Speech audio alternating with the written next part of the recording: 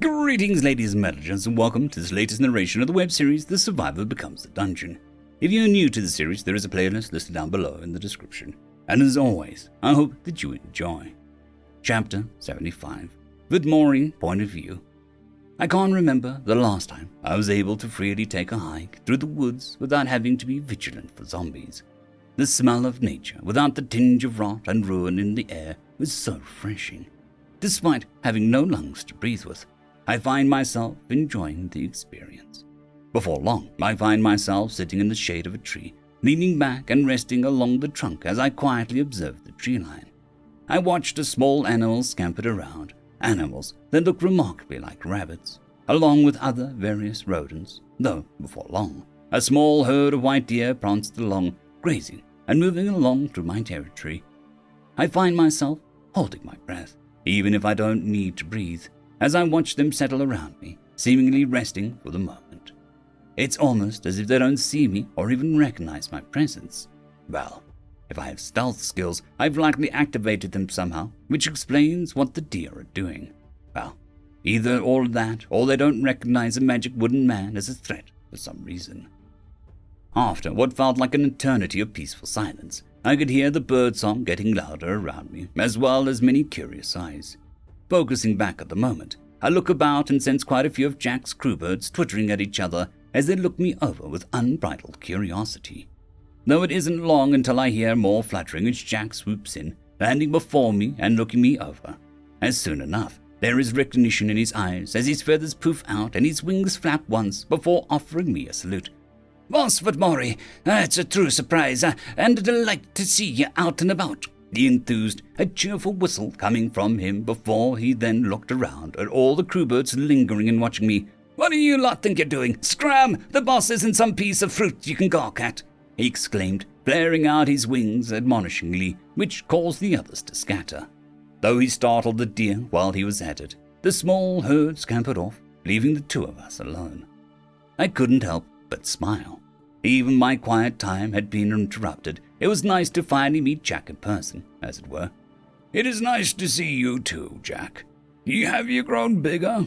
I mentioned as I looked at him. The last time I gave him a once-over, he was around the size of a raven. Now he looked to be bordering on a raptor status, which was impressive for what used to be a little round bird. He was somewhat sleeker now, and his pointed beak did seem pointier than before. Jack preened a little as he sauntered around in front of me. I had my suspicions, but I think that even you've noticed my growth. Yes, I've been working my hardest and patrol the outskirts of your land, and I've killed many beasts who dared to cross me. Why, there was this one particularly hardy plant monster that tried to lure me in with a perfectly vibrant red fruit that looked just a little rotten. It, of course, could not fool me with a mere trifle such as that.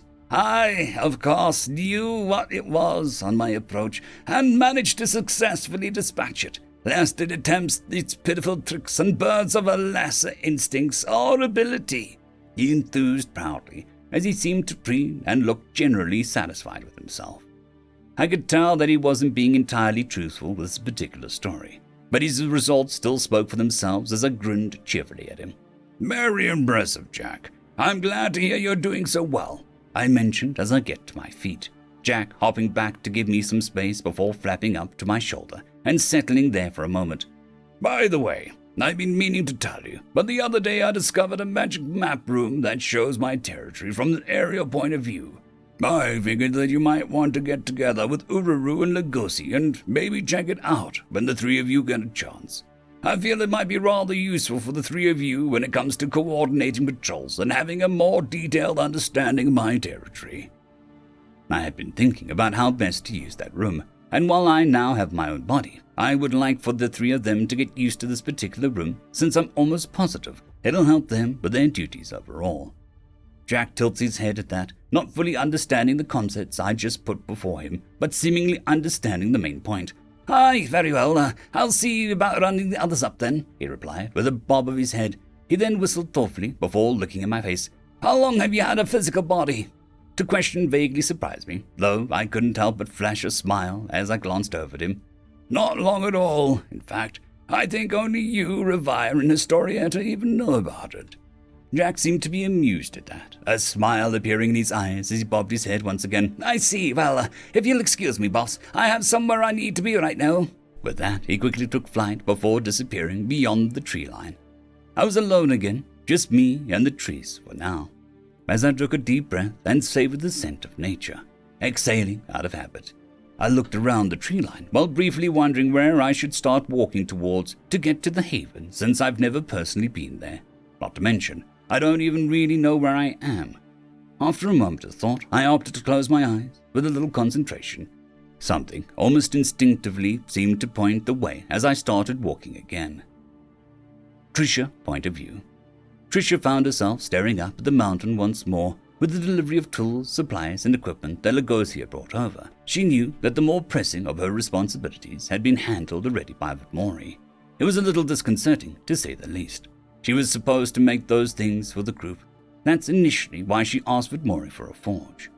She had heard from Zasita that Vidmore had been building a forge for her, but did he figure out how to make things on his own, or something, and decided that he didn't need her after all. With all this pondering, she ultimately ended up just giving herself to a headache as she sighed softly, her heart simply longing for the heat of the forge. When she sighed, the crimson ball of fur that had been lying in her lap stirred, looking up at her with seemingly genuine concern. "Newt," it chirped out, sitting up to reach up and tap her cheek with the pleasantly warm paw pads. Tricia couldn't help but smile at that as she reached out and scratched the young cat's throat and chin. "Oh, Heftio, you're too cute. I can't possibly stay in a bad mood around you," she cooed affectionately as the young feline murred audibly at her touch. Though, after a few more quiet minutes, his ears suddenly perked as he went silent, his fluffy little ears twitching and flicking as he turned to look off into the distance. "What is it, boy? Do you hear something? Is it trouble?" she asked, an edge of anxiety creeping along her throat and into her voice as she watched Heftio react to something out of view. Before she knew it, the crimson cat had leapt off her lap and began running. "Wait up," she called out, scrambling to her feet as she then ran after him. Following after Heftio, she heard meows and yowls of the other cubs in the near distance, soon returning to a clearing to the haven and rounding the longhouse. She spotted a man that she hadn't seen before, swarmed by the 4 cubs. At first, she thought they were attacking him, but it seemed that they were actually showing affection. Even the usually standoffish Vidmore was all the way up into the man's shoulder, nuzzling their head against his neck. Grim even hurrying over to hug the man's other leg, his fluffy little tail wagging audibly with excitement. She wasn't sure what to make of this, though she spotted the others of Haven starting to gather with varying degrees of curiosity. However, she noticed the Empress looking amused by all of this, having made eye contact with her as she watched everyone instead of the new man. The man, for his part, had a face that looked intense yet handsome. His vibrant green eyes carried a certain coldness despite the joyful smile he had on. His gaze sharp and piercing as they passed over her. He carried himself like the veteran warriors and adventurers that she had seen come into her father's shop. Despite how relaxed he appeared to be, she could tell that the man was a predator. His exposed chest and right arm were riddled with wounds, and his clothes looked both comfortably luxurious while being incredibly simple looking. There was something about him that intimidated her, though she couldn't help a nagging sensation in the back of her head that she knew who this was. That was until Zasita stepped forward, followed by Rita. Zasita getting to one knee and bowing his head, while Rita gave a slight bow of her head in show of respect, but not lowering herself to the extent Zasita had. "Vidmore, it is an honor to see that you've obtained a physical form. Welcome to the haven you created." At that, Zasita practically bounced up to his feet, looking down at the man and flashing a warmer smile as he cleared his throat. "Sorry, I was just so overwhelmed. I completely forgot that you don't care for such formality," Zasita mused, carrying himself much more casually now than he chuckled a bit. The man chuckled heartily, in a great mood as it seemed as Vidmore continued to nuzzle into his throat. The man returned the gesture by nuzzling his chin against the black cub. Meanwhile, Fraley was laying happily on the man's right arm, mewling with delight and clearly too excited to use her words. Sekar was scaling his back as she moved clamor onto his other shoulder, while Heftio started his own climb as he was the last to arrive. "It is fine, Zasita. This was a recent development, so I apologize for not letting you know when I was on my way," he expressed sincerely as he plucked Heftio from his side and cradled the cub in his left arm. "I just promised to see his story-actor off, and I'm one to keep my promises," he expressed simply as he then looked to the people of the community. "I also wanted to personally thank you all for looking after my cubs. I was sad when they moved out, but they've clearly come into their own while being amongst you all," he mentioned as he returned Sekka's nuzzles with his chin while he spoke. This caused many folks to start murmuring amongst each other. It was one thing to be told that the dungeon call in the mountain used to be a man, and it's something else entirely to see the man standing before them. Sylvia was the first to approach, eyeing the man curiously before lowering her head and looking back at him. "I've never got to say this before, but thank you for saving us and giving us a new home, and thank you for saving my daughter," she expressed as she lowered her head once more. Org, for her part, just offered a bit of a smile and waved as she stood behind Sylvia, peeking out from behind her mother. The man who turned out to be Vitmori looked vaguely uncomfortable, but offered a kind smile. You're welcome, but you don't need to thank me. It was just circumstances and coincidence that everything happened as it did. But I am happy to see you're doing all so well.